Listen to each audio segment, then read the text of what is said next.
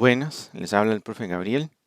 En esta lección vamos a hablar de la parte atinente a la geometría que generalmente necesitan incorporar los ejes de transmisión. Todavía no se va a tocar el tema de esfuerzos o el origen de las cargas. Eso será, como se podrá imaginar, en lecciones siguientes, en lecciones subsecuentes. Por el momento vamos a concentrarnos en el por qué los ejes tienen las características geométricas, ranuras, agujeros, reducciones, ranuras circunferenciales, y es precisamente para montar en él los elementos, principalmente cojinetes y rotores, que necesitan estar pegados a él, ya sea para transmitir alguna carga rotatoria o alguna carga lineal. El caso es que para montar esos elementos, lo dicho, un engrane, un rotor de una bomba, un ventilador, algún volante de un mecanismo, como en este caso la masa rotatoria del motor eléctrico, los dos cojinetes que sostienen el eje y también, como pueden ver, en el extremo derecho del eje es un segmento ranurado que se podría acoplar a una polea, a un engrane.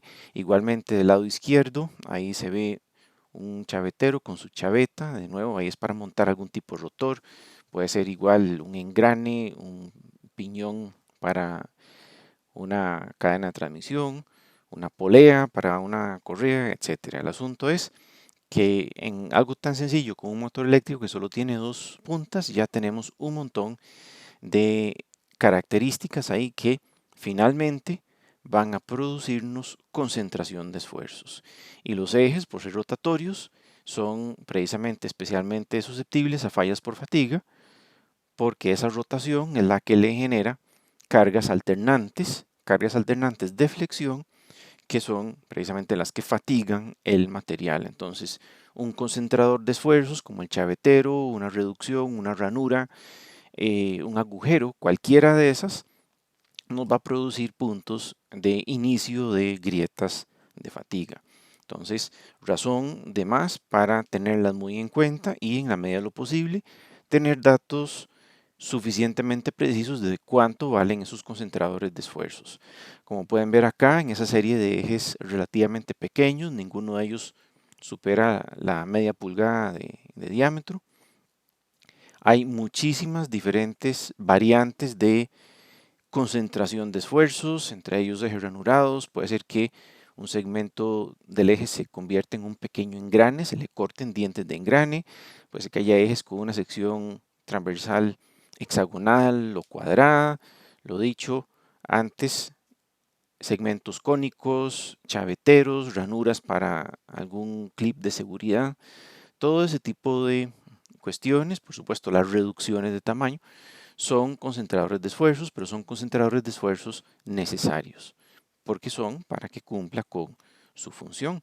Como se ve acá, si nos movemos de izquierda a derecha, primero tenemos en el eje montado un cojinete de bolas y, como pueden ver, inmediatamente a la izquierda de ese cojinete de bolas está simbolizado una tuerca. Eso es una tuerca que va sobre un segmento roscado del eje. Eso será muy conveniente para fijar ese cojinete, pero también mete un concentrador de esfuerzos. Es una ranura circunferencial que es un concentrador de esfuerzos. Después del cojinete hay un espaciador y después de eso viene un engrane que está apoyado contra el primer cambio de diámetro, donde pasa de 140 a 155 milímetros de diámetro. Entonces, como pueden ver, en ese punto de montaje hay un concentrador de esfuerzos por cambio de diámetro. Va a ser muy leve porque ese cambio de diámetro es pequeño, pero vean que hay diferencia de diámetro suficiente, de 140 a 155 milímetros, hay 15 milímetros para tener una cara en la que se pueda apoyar ese engrane, se puede cargar bien esa tuerca para apretar bien, para socar bien todas esas piezas entre sí de manera que no vayan a aflojarse y no vayan a tener holgura, sino que eso gire precisamente como un sólido. Después de eso, el cojinete más al lado derecho es un cojinete de rodillos que también está montado sobre un reductor. Y por último, después del espaciador, está montado sobre ese tramo a 135 milímetros de diámetro, una, como una brida. Esto es en donde se montaría perfectamente algún rotor, podría ser incluso una polea, otro engrane, una rueda. El asunto es que hay otro rotor, ese está simplemente unido a presión, es un ajuste interferido, él no se resbala porque no hay, aunque no hay un pasador, él no se resbala por esa interferencia que hay entre uno y otro. También podría haberse usado un chavetero, en este caso no, en ese dibujo no, pero es otro método de que se pueda transmitir torque y de trabar unos elementos contra otros, en este caso los rotores, los engranes, las poleas, cualquier rotor contra el eje. El asunto es que desde la primera lámina les estoy insistiendo que la forma que tienen los ejes es un mal necesario para el material, es un punto de concentración de esfuerzos, que es de donde irá a crecer las grietas, donde nacen y crecen las grietas que hacen fallar el eje por fatiga. Como pueden ver en esta sección transversal donde se ve la rotura, también es evidente que la grieta de fatiga se inició en la esquina señalada por la flecha en el chavetero. Entonces ahí se ve donde las líneas de playa fueron creciendo lentamente primero a partir de ese punto y después ya la fatiga fue muchísimo más rápida, donde ya no son líneas de playa lo que se ven, sino ya una especie de hojuelas, o sea, donde la falla fue muchísimo más rápida, fue unas cuantas vueltas, unas cuantas rotaciones que él dio antes de fallar. De alguna sesión pasada en donde se repasó de manera muy rápida modos de falla de elementos de máquinas, recuerden que el análisis de falla es un asunto complejo que requiere la consideración de no solo una persona muy experimentada en el campo, sino ojalá de el criterio profesional de varios consultores o de varios involucrados con experiencia no solo en el tema de análisis de fallas, sino de las mismas máquinas que se están revisando, diagnosticando y también mediciones objetivas, ya sea de espectrometría de masa o algún análisis químico o alguna caracterización microscópica de la falla. Pero en general, para quienes no tuvieran necesidad o quienes no tuvieran necesariamente el tiempo o la experiencia para detectar, bueno, cuál es una posible modalidad de falla, estaban los diagramas generales como estos, que de acuerdo a la morfología de la falla nos señalaba más o menos qué tipo de carga lo hizo fallar. Y eso es importante para nosotros en el tema de ejes por dos razones. Primero, hay que estar vigilando los concentradores de esfuerzos en un eje. Y segundo, cuando ya involucremos el cálculo de esfuerzos y un proceso de diseño, vamos a necesitar comparar esos esfuerzos nominales que se calculan, nada más, no se miden, con lo que el material puede dar. Y como ustedes recordarán de cursos universitarios del área de materiales, la resistencia a la fatiga es notoriamente diferente a la resistencia a una carga estática. En el caso de metales, este comportamiento es razonablemente predecible y precisamente por ello, en términos de lo que es ya específicamente el tema de ejes, la forma en que se hace fallar el material, la forma normalizada en que se hace fallar el material, es precisamente un eje rotatorio, que esa es la modalidad principal de uso de metales en maquinaria, es un eje rotatorio. Entonces lo que se hace es que se somete a flexión pura en una máquina como la que ustedes pueden ver ahí, una probeta normalizada, y se cuentan las vueltas que se requiere hacer funcionar la probeta para que falle, para que la falla sea frágil, evidentemente, una falla por fatiga, para una cierta carga. Entonces, en este caso, de la máquina que ustedes pueden ver ahí, esa carga la provee el peso que ustedes pueden ver al lado derecho. Y el motor al lado izquierdo simplemente provee la rotación. Lo correcto es que la flexión sea flexión pura, entonces los cojinetes de la máquina y en donde está apoyada la probeta se configuran de esta manera, como ustedes ven en ese diagrama, para que el segmento central, el que es más delgado y por ende el que va a recibir los mayores esfuerzos, esté sometido a una condición de flexión pura. O sea, esas dos fuerzas que ustedes pueden ver ahí son de igual magnitud y por ende generan las reacciones de igual magnitud y dirección opuesta en el cojinete más cercano del motor y más lejano del motor, de manera que la sección central de la probeta no esté recibiendo ninguna carga transversal, únicamente flexión. O sea, está en un estado de flexión pura. No queremos ensuciar el dato de fatiga, de la resistencia a la fatiga, con la presencia de factores de cargas transversales, perdón, que evidentemente van a afectar la velocidad a la que la falla va a ocurrir, ya sea para bien o para mal. Entonces, ese es el diagrama. Esto es una forma de una de las probetas normalizadas que en algún momento se usó, que es la probeta Moody. Más recientemente se usan unas geometrías un poco diferentes, con una sección transversal un poco más uniforme, pero igualmente tienen una pequeña curvatura. Lo que pasa es que visualmente no se nota esa curvatura como si se puede ver en la probeta Moody.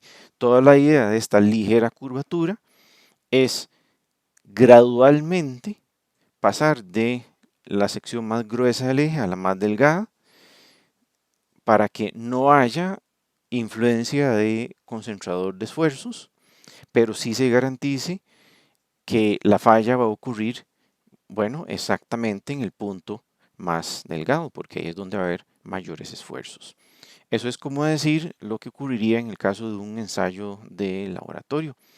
En el caso en que uno quiera ya probar elementos reales, no una probeta, ya sea un eje o un embrague o un acople o cualquier elemento de máquina que nosotros tengamos que hacerle pruebas, pues hay máquinas mucho más grandes, evidentemente, mucho más costosas, mucho más difíciles de encontrar, pero existen máquinas para probar, lo dicho, no solo ejes, sino acoples, embragues, cojinetes, y funcionan bajo exactamente el mismo principio. Aplican una carga por flexión o una carga transversal en algunos casos, mientras un motor hace girar el conjunto.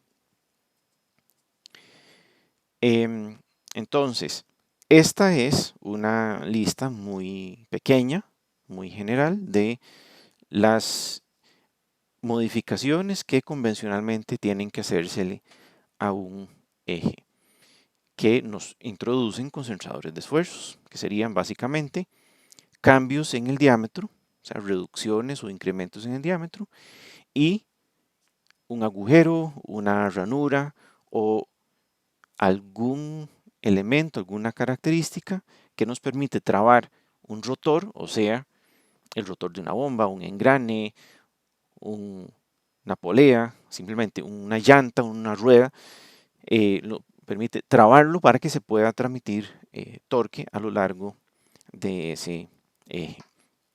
Obviamente hay otras posibilidades, ¿verdad? Los mismos agujeros para lubricante o algún agujero o recibidor de un elemento especial, pues evidentemente también son concentradores de esfuerzos. Está en uno reconocerlos y ver si puede conseguir algún indicador, algún factor de concentración de esfuerzos o si más bien tiene que modelarlo de alguna manera experimental o numérica con una simulación. Entonces, básicamente, Esos son, por aquello de que por nomenclatura no los conozcan directamente, esos son los principales, el ajuste interferido, que es simplemente por cambio de diámetro, digamos en el caso del cojinete izquierdo ahí, el diámetro interior del cojinete es ligeramente menor que el diámetro del eje, entonces usualmente se calienta, digamos mediante inducción magnética, el cojinete para que él se expanda por dilatación térmica y él pueda entrar suavemente para que cuando se enfríe entonces se prense en el eje y no pueda salir. Eso, si no, si el cojinete es suficientemente pequeño y se tienen las herramientas adecuadas para no dañar el cojinete o el eje, pues también se puede montar mediante una prensa hidráulica. Pero lo usual es tratar de que no haya que aplicarle una carga muy alta. Después, siguiendo de izquierda a derecha, tienen un montaje a presión. Como pueden ver, es una camisa cónica que entra en el rotor, donde una se acerca a la otra mediante el socado de los pernos. Entonces, ese efecto de cuña, pues traba la camisa contra el rotor y contra el eje. Es otra alternativa para ejes que giran un poco más rápido, donde es más importante mantener concéntrico el rotor respecto del eje. La chaveta definitivamente es una de las formas más comunes, igual que ponerle un tornillo prisionero, un pasador cónico. Entonces el eje tiene que tener una ranurita o un agujero para que reciba la chaveta o el pasador o el tornillo prisionero, que entonces hace que gire sólido del rotor con el eje. También se puede meter un aro de retención si uno no quiere tener que cargar un rotor o un cojinete con mucha fuerza o no puede calentarlo para que entre fácilmente. Entonces simplemente se puede agregar alguna tuerca mediante un segmento roscado o se hace un canalito en donde entra un aro de retención, un clip de seguridad para que él no pueda salir. Hay otros tipos de modificaciones que se requieren para montar sellos o ductos para lubricante que aquí no están dibujados, pero son de nuevo modificaciones al eje. Nada más como referencia por aquello que no conozcan los términos o el tipo de modificación a las que me he referido en las últimas láminas. Esto es un eje ranurado. Parecen dientes de engranes, pero evidentemente no lo son. De hecho, son arcos de círculo. Y tiene la ventaja que consume menos espacio y el factor de concentración de esfuerzo es menor que el caso de una chaveta o un chavetero. Claro, la desventaja, si queremos verlo de esa manera, es que bueno, hay que maquinar esas ranuras, no solo en el eje, sino en el rotor, o sea, en el engrane o lo que sea que se esté montando ahí.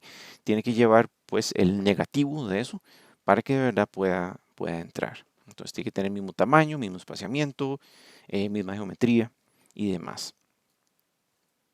Otra alternativa es la terminal cónica, ya sea una camisa cónica o que más bien el rotor lleve un agujero cónico igual que el eje y entonces donde uno se monta en otro, típicamente hay un anillo de retención o una tuerca que lo traba para que no se vaya a salir y por supuesto para que haya carga normal suficiente entre esas dos superficies cónicas para que no resbale en dirección del torque que se necesita transmitir.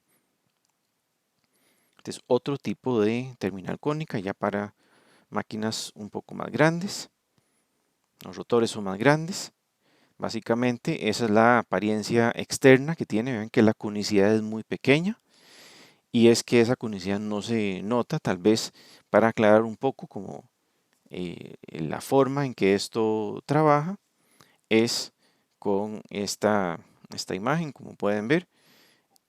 Los pernos básicamente hacen que se cierre el cono sobre el eje donde se socan esos pernos, lo cierran y por ende lo atrapan. Y la otra mitad del perno pues está, como pueden ver en la fotografía de la derecha, la otra mitad del perno está en contacto con el rotor de nuevo, como en este caso en la polea, y entonces naturalmente el torque lo va a poder transmitir sin problema del eje a quien se pegó por fricción y esa carga normal, con el contacto directo y también por fricción que tiene con el rotor. Estos son diferentes estilos de chaveta, excepto el pasador que ustedes pueden ver ahí como F. Todos estos son diferentes estilos de chaveta. El más común es la chaveta cuadrada que está rotulado ahí con C, pero cualquiera de esos otros estilos son usados. Los más usados son la chaveta C, la cuadrada, y la media luna, la chaveta H o Woodruff. También el pasador, ya sea un pasador recto, un pasador cónico, como es que está rotulado como F, o la ranura para acomodar un anillo de tensión, son todos muy usados en todo tipo de máquinas, sobre todo si la velocidad es relativamente baja. No es que está prohibido usar una chaveta por encima, por ejemplo, de 3600 revoluciones por minuto, pero es menos usual por el asunto de la pequeña excentricidad que esto puede introducir en algunos casos. Ahí pueden ver en la foto de abajo a la derecha, ¿verdad? Una ranura que recibe un chavetero. O sea, es un concentrador de esfuerzos que actúa directamente en la superficie del eje, por ende es uno de los más importantes de tomar en cuenta. Muy bien, entonces a todo esto, ¿a qué vamos? En que al final, a la hora de verificar un eje que uno necesita poner a trabajar, a la hora de diagnosticar una falla que ocurrió o a la hora de diseñar un eje de cero, el punto de partida siempre va a ser el eje aislado, el eje solito. O sea, como ven en esta imagen, que ahí podríamos tener montados ya en funcionamiento rotores, pesos, cargas, reacciones, cualquier cosa. El primer punto es cómo es ese eje, qué forma tiene ese eje, dónde están, cuánto valen los concentradores de esfuerzos, cada una de los diferentes diámetros, bueno, qué diámetro tienen, no solo por un asunto del concentrador de esfuerzos asociado al cambio de diámetros, por ejemplo, sino porque entre más grueso el eje, pues uno asume que más va a aguantar esfuerzos, pero no solo eso, entre más grueso el eje, más va a pesar, más costoso va a ser y también más rígido va a ser. Esa rigidez en algunos casos es una ventaja, en otros ni ayuda ni perjudica. Simplemente esa rigidez es algo que existe. Claro, entre más grueso el eje, también se va a afectar el costo de todo lo demás que va pegado a él. Un eje grueso va a requerir cojinetes con mayor diámetro, van a ser más costosos. Un eje de mayor diámetro también va a producir una velocidad tangencial mayor en los cojinetes. Entonces van a durar menos, van a ser más costosos o van a requerir más mantenimiento o un tipo de lubricante diferente. Entonces, no todo es beneficioso cuando el tamaño del eje, en términos de su diámetro, crece. Igualmente, la longitud del eje, por lo general, es perjudicial. Uno trata de mantener el eje lo más corto posible, no solo por un asunto de costo, sino que entre más largo es, también van a ser mayores las distancias entre cojinetes. Entonces, mayores las cargas por flexión que va a recibir. Entonces, el paso siguiente es, una vez que uno tiene ya definida la geometría, aunque sea en términos de proporciones, por ejemplo, si uno todavía no sabe los diámetros, porque no los ha diseñado, el paso siguiente es estimar las cargas. Recuerden que un eje no deja de ser un cuerpo en el espacio que puede estar afectado por cargas en cualquiera de los 6 grados de libertad. O sea, un eje no solo va a sufrir cargas perpendiculares a su eje de rotación, perfectamente puede recibir cargas que van en dirección de su eje de rotación, en X, Y, Z.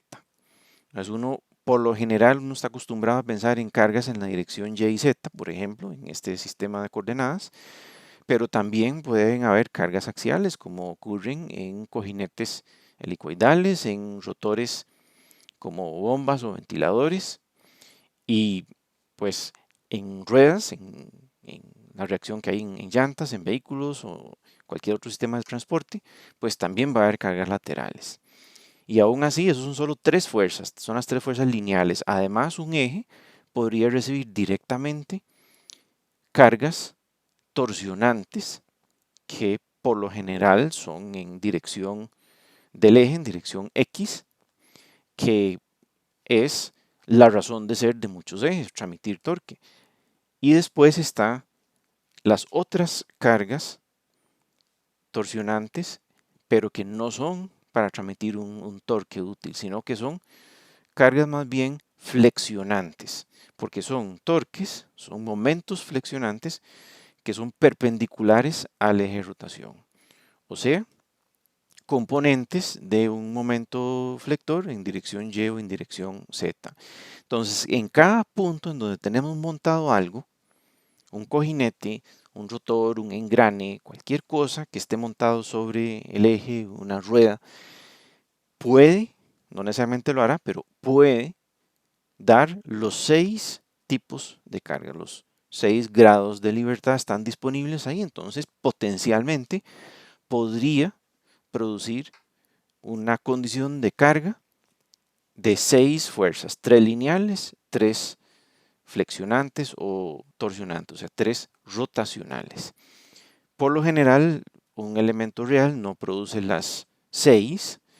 Por ejemplo, un engrane helicoidal va a tener 3 cargas lineales y una torsional en dirección X y tal vez una en dirección Y o en dirección Z, o sea, 5. Una polea, en cambio, no, una polea probablemente solo va a producir un torque, una carga en Y y una carga en Z. O sea, solamente 3. Eso depende de qué es lo que está montado sobre él. Como podrán imaginarse, es muy pronto para hacer cálculos. Todavía no hemos hablado de las ecuaciones de diseño, no hemos hablado de métodos de estimación de esfuerzos, no hemos acoplado esto a criterios de falla o a criterios de combinación de esfuerzos, eso será una lección siguiente, pero sí quería adelantar algunas decisiones de diseño que uno necesita considerar antes precisamente de ponerse a calcular esfuerzos. Cuando uno se topa con un problema de diseño, por ejemplo, como este, en donde ya están escogidos de previo el engrane que uno va a utilizar, el rotor que ese engrane necesita impulsar a través del eje. Entonces, ahora sigue, bueno, el eje. Primero se diseña el engrane, o la polea, o el rotor que sea, y después se escoge el eje, no al revés. Entonces el engrane está diseñado, va a tener un cierto radio de paso, un cierto ancho. El rotor de ese compresor de flujo axial, igual, va a tener su diámetro, va a tener su altura y va a haber un torque que se tienen que comunicar entre ellos dos. El engrane además va a producir un estado de cargas triaxial, entonces esas son las cargas que hay en dirección transversal, axial y radial del engrane. Y además, en este caso, ese sistema gira a una velocidad relativamente alta de 5.400 revoluciones por minuto. Y fuera de eso, uno no sabe nada. Uno tiene que escoger el eje y eso quiere decir todo, no solo los diámetros, sino la longitud. Y no es sumar el rotor y el engrane, porque a esto le faltan un montón de chunches. Empecemos por lo más sencillo, un eje que sea nada más un cilindro. Entonces empezamos por ahí y agregamos, de acuerdo a la máquina, agregamos la posición de los cojinetes. Eso nos sirve para más o menos tener una idea de qué espacios hay que dejar y dónde vamos a tener que dejar esos espacios. Entonces ahí está el rotor al lado derecho en azul y en medio de los dos cojinetes simbolizados por esas cajitas verdes está el engrane dibujado en rojo. Entonces, ¿qué es lo que ocurre? Sabemos por las características de este rotor en particular que el eje no puede entrar más de 18 milímetros en el rotor, de lo contrario ya estaría afectando la geometría de él. Entonces es como el límite hacia adentro, pero de ahí en adelante eso es suficiente para eh, tener un lugar en donde acoplarlo. Entonces, lo primero que ocupamos hacer es agregar hombros. Por lo general, estos hombros se agregan para recibir los cojinetes. Entonces se hace un poquito más delgado el eje donde están los cojinetes. Ahora, ¿por qué esto? Porque por lo general, no siempre, pero por lo general, los máximos momentos flexionantes van a ocurrir en lugares en medio de los cojinetes. En este caso, probablemente uno de los momentos flexionantes mayores van a ocurrir justo a la mitad de donde está el engrane. Pero bueno, es un asunto de cada uno de los casos y si este es, entonces nos sirve más que sea más grueso el cojinete que el eje en su ancho y además nos sirve que el eje sea más grueso donde está el engrane que donde están los cojinetes, porque se supone que el momento flector probablemente sea mayor.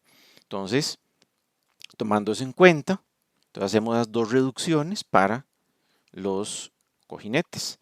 Ahora sí, con esos dos hombros, esas reducciones para los cojinetes, entonces ya nos garantizamos que el eje no se va a poder salir por vibraciones o cualquier cosa de ahí, mientras los cojinetes estén bien apoyados, bien sostenidos por el bastidor, por el chasis de la máquina.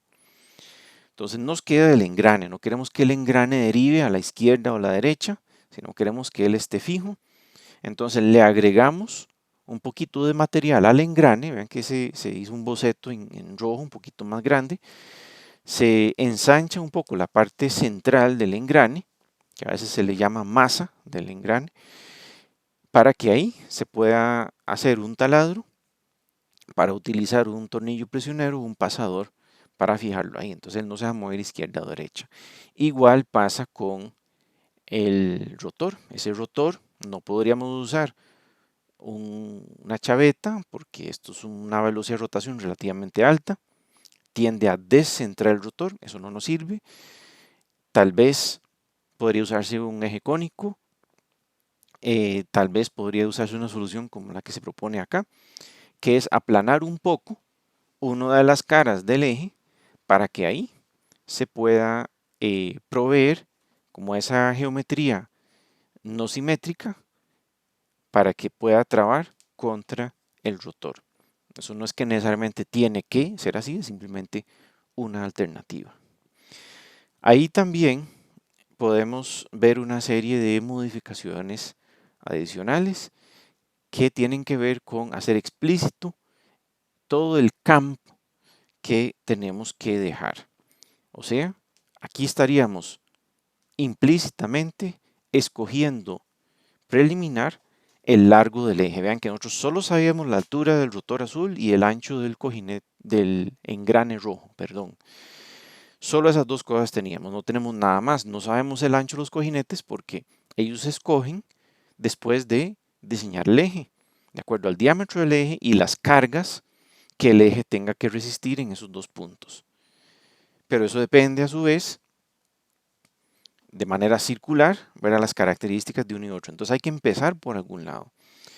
Entonces, básicamente sabemos que tenemos que dar largo suficiente para acomodar los engranes, dar largo suficiente para que haya espacio entre el cojinete y el engrane y entre el cojinete y el rotor, que haya campo para el rotor, campo para el engrane, campo para los cojinetes.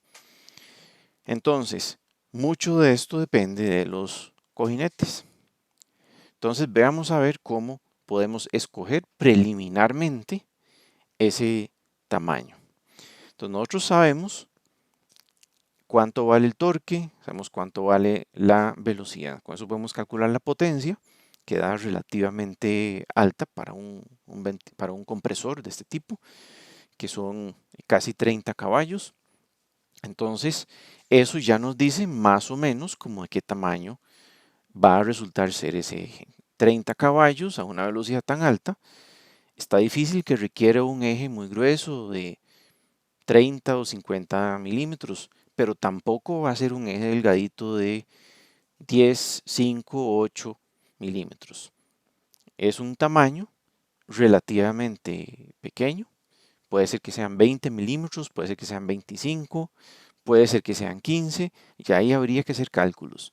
El asunto es que hay que decidir por un punto de partida, y el punto de partida, en este caso, arbitrariamente, lo decidimos en 15 milímetros.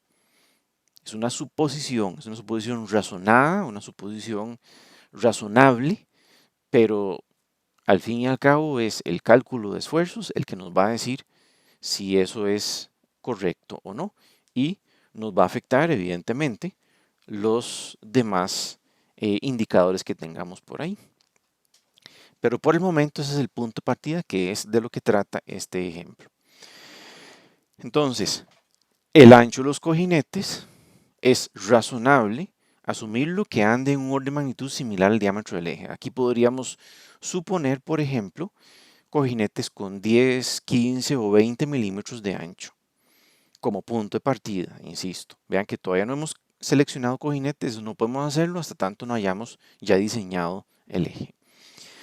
Lo otro que tienen que tener en cuenta es que tienen que proveer campo suficiente para introducir un cojinete que pueda aguantar carga axial. Como es un engrane helicoidal, va a recibir carga axial, y también ese rotor de flujo mixto, el fluido va a generar una reacción axial. Entonces todo eso tienen que aguantarlo los cojinetes. Entonces tiene que haber campo para aguantar esos cojinetes, y que el chasis, que va a requerir campo para introducirlo y armarlo, pues también tenga campo suficiente. Entonces, razonable nuevamente hablar de un espacio ahí, de un campo suficiente para el cojinete de unos 15 o 20 milímetros. Por supuesto, no podemos dejar de lado lo que habíamos comentado antes, cierto espacio, aquí rotulado como B, entre el cojinete y las caras del engrane y la primera cara del rotor. Se necesita cierto campo para meter herramientas, para que circule por ahí lubricante, y también el mismo bastidor, el chasis, seguramente en algunas partes va a ser más grueso que los cojinetes, entonces hay que proveer espacio para que él esté presente por ahí. Entonces, una propuesta sería esta que ustedes ven acá. Las dimensiones que están ya preestablecidas son F, H y C. La altura del rotor, el ancho del engrane y hasta dónde puede llegar el eje dentro del rotor, que sería la dimensión C. Los demás, el ancho supuesto de los cojinetes A y el espacio preliminar que estamos dejando entre los cojinetes y otros elementos B, se pueden cambiar y seguramente tendrán que cambiar. Si por ejemplo hacemos el cálculo y resulta que los únicos cojinetes que aguantan la carga que resulte tienen 30 milímetros de ancho, pues habrá que devolverse, hacer el eje un poco más largo y recalcular los esfuerzos.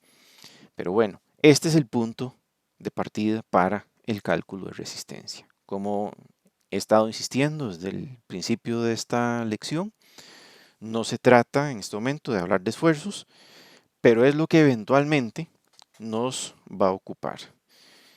Precisamente ese es el orden que he estado tratando como de introducirles en estas láminas, en que uno tiene que atacar un problema de diseño de ejes. Uno primero estima